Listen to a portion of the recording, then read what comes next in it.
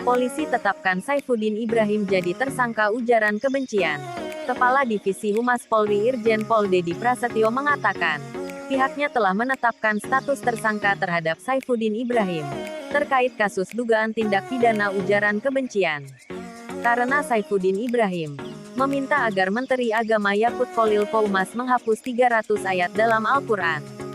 Saat ini yang bersangkutan sudah ditetapkan sebagai tersangka, ujar Dedi saat dikonfirmasi, Rabu tanggal 30 Maret tahun 2022. Dedi mendapatkan informasi, penetapan tersangka dilakukan penyidik Bareskrim Polri dilakukan pada tanggal 28 Maret tahun 2022 lalu. Namun dia belum bisa memberikan informasi lebih rinci terkait Saifuddin Ibrahim. Sejak 2 hari yang lalu ditetapkan tersangka, katanya. Sebelumnya, Direktur Tindak Pidana Siber di Divisi Siber, Bareskrim Polri Brigjen Pol Asep Edi Suheri mengatakan, Saifuddin Ibrahim terdeteksi berada di Amerika Serikat. Sehingga Bareskrim Polri berkoordinasi dengan Ditjen Imigrasi Kementerian Hukum dan Hak Asasi Manusia Kemenkumham Kementerian Luar Negeri Kemenlu, termasuk Federal Bureau of Investigation, FBI, untuk memburu Saifuddin Ibrahim.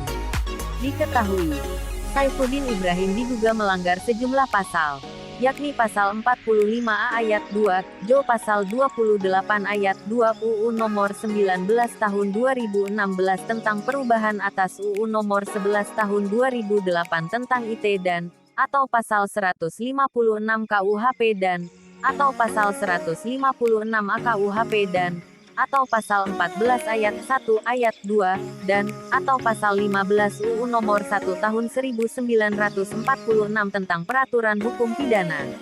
Pria bernama Saifuddin Ibrahim meminta Menteri Agama Yakut Kholil Qoumas menghapus 300 ayat dalam Al-Quran. Pria yang diduga pendeta itu berkata ratusan ayat tersebut memicu intoleransi dan tak perlu diajarkan di pesantren karena bisa memicu radikalisme.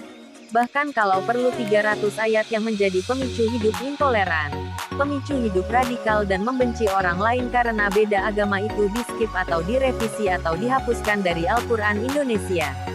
Ini sangat berbahaya sekali, kata Saifuddin dalam sebuah video.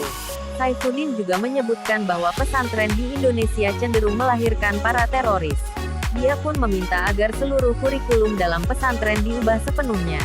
Ini yang menjadi perhatian saya agar ayat-ayat Al-Quran yang keras itu tidak diajarkan di pesantren ataupun madrasah-madrasah di seluruh Indonesia.